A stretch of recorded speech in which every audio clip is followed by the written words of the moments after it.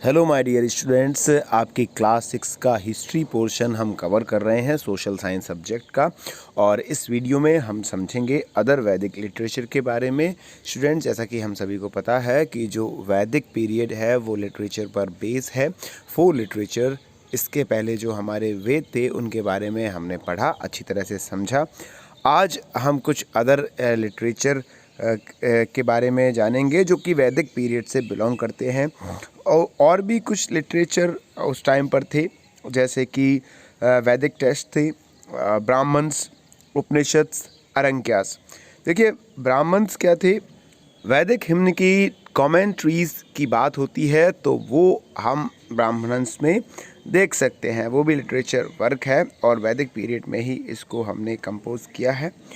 They describe the meaning of different sacrifices mentioned in the hymn and the correct procedure to perform them. किस तरह से हम him को perform करेंगे, जो मंत्रास हैं उनका उपयोग होगा और किस तरह के सेक्रीफाइसेस उनके द्वारा उसमें किए जाते हैं, ये हमको ब्राह्मणांश में मिलता है। देखिए, जो उपनिषद हैं वो क्या होते हैं? उपनिषद वेदों का एसेंस होते हैं। वेदों का अगर सही अर्थ हमको जानना है और अच्छे से समझना है तो वो हम उपनिषद में देख सकते हैं। और बात करें हम उपनिषद की तो उसमें हमें वेदों का एक फिलोसॉफिकल एस्पेक्ट्स है, जो एक अलग पहलू है, वो हमको इसमें देखने को मिलता है। उपनिषद को हम वेदांता भी कहते हैं और इसमें जो वेदों का एसेंस है, सही अर्थ है, वो हमें उपनिषद में मिलता है। एक और वैदिक पीरियड का लिटरेचर है अरंक्या। अरंक्या में हमें मिलता है कि जितनी भी सेरेमनीज़ हमने वेदों में देखी हैं, जो हमारे समारोह होते हैं, धार्मिक कार्यक्रम होते हैं, उनका वाकई में स्पिरिचुअल एक्सपेक्ट क्या होता है, आध्यात्मिक पहलू क्या है, आध्यात्मिक क्या उसका उद्देश्य है, वो हमें अरंक्यास में मिलता है। अब हम बात करेंगे आर्कियोलॉजिकल सोर्सेज के बारे में। माय डियर स्टूडेंट्स, हम आर्कियोलॉजिकल सोर्सेज के बारे में अच्छे से समझने से पहले हम समझेंगे कि आखिर आर्कियोलॉजिकल सोर्सेज होते क्या हैं।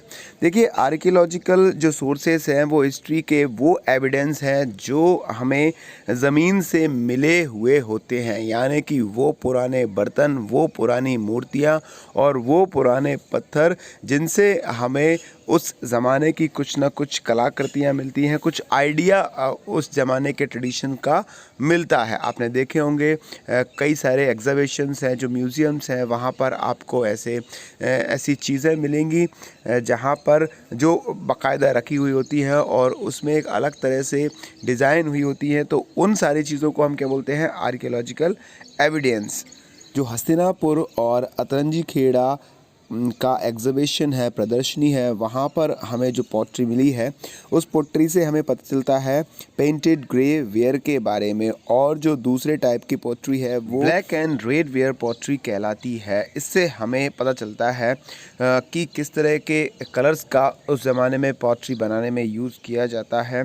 और भी जो दूसरे प्लेसेस है लाइक गंगा वैली, वहाँ पर हमें बहुत सारी ऐसी पॉटरी मिली है जिनसे हमें उस ज़माने के लाइफ स्टाइल के बारे में पता चलता है। देखिए, हम यहाँ पर वैदिक पीरियड में देखते हैं कि जो टूल है वो चेंज हो चुके हैं। उनमें जो मेटल थी, जैसे हमने पहले के पीरियड में देखे कि ब्रॉन्ज़ का यूज़ होता था, कॉपर का यूज़ होता था, लेकिन अब यहाँ पर एक बहुत ही शानदार जो मेटल है उस को डिस्कवर किया जा चुका है और वो है हमारा आयरन। और आयरन का यूज़ किया जाता था बहुत सारी जो हमारे एग्रीकल्चरल टूल्स हैं उनको बनाने में, जैसे आपके शिकल हो गए, दातरा जिसको आप बोलते हो, हंसिया, प्लो, और उसके बाद आपके जो शॉबल है। तो इस तरह के जितने भी एग्रीकल्चर में यूज़ उस समय होते थे टूल्स, उनका यूज़ यहाँ पर होने लगा। देखिए, ऋग्वेदा एक प्रकार से बहुत ही इम्पोर्टेंट जो सोर्स, हिस्ट्री को रिकन्स्ट्रक्ट करने वाला सोर्स है, जिससे हमें काफ़ी सारी इन्फॉर्मेशन उस ज़माने के लोगों की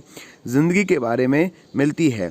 जो हिम्न है ऋग्वेदा में जो यूज़ किए गए हैं वो मेनली रिफ़र करते हैं गंगा यमुना के आसपास रहने वाले लोगों की ज़िंदगी के बारे में। तो हम समझेंगे कि उस समय पॉलिटी किस तरह की होती थी। देखिए, ऋग्वेदिक पीरियड में हम देखते हैं कि जितनी भी फैमिलीज़ थी वो ट्राइब्स में कैटेगराइज थी, ट्राइब्स में ऑर्गेनाइज थी, मतलब जो जंगलों में रहते थे उन लोगों की ज़िंदगी हमको वैदिक पीरियड में देखने को मिलती है।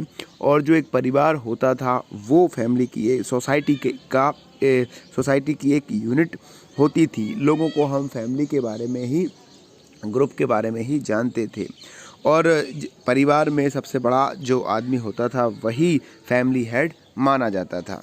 और इसके बाद जितने भी काफ़ी सारे जो फैमिलीज़ होती थी वो मिलके क्या बनता था, पूरा का पूरा एक ग्राम, और उसे ही हम एक प्रकार से गांव बनता था। और जो विलेज होता था उसको हेडमैन या ग्रामीणी के द्वारा हेड किया जाता था।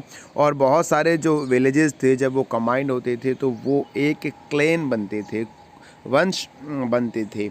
और इसके बाद बहुत सारे जो ट्राइब मिलकर, बहुत सारे क्लैन मिलकर एक जन बनता था, और जन को रूल किया जाता था वहाँ के राजन के द्वारा, यानी कि वहाँ के किंग के द्वारा। अपने पूरे के पूरे किंगडम को चलाने के लिए राजा की हेल्प करते थे पुरोहित, जो कि प्रीस्ट पुजारी होते थे, और सेनानी उसकी हेल्प करते थे। जो कमांडर इन चीफ होता था उसे हम बोलते थे सेनानी।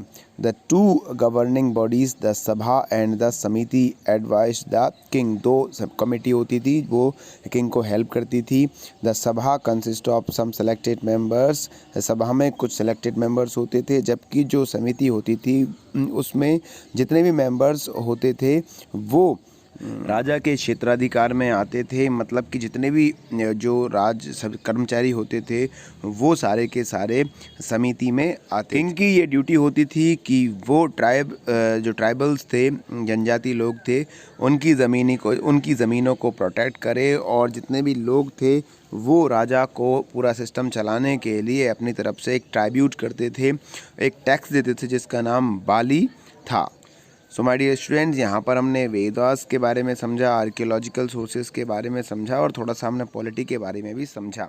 नेक्स्ट वीडियो में हम समझेंगे सोसाइटी।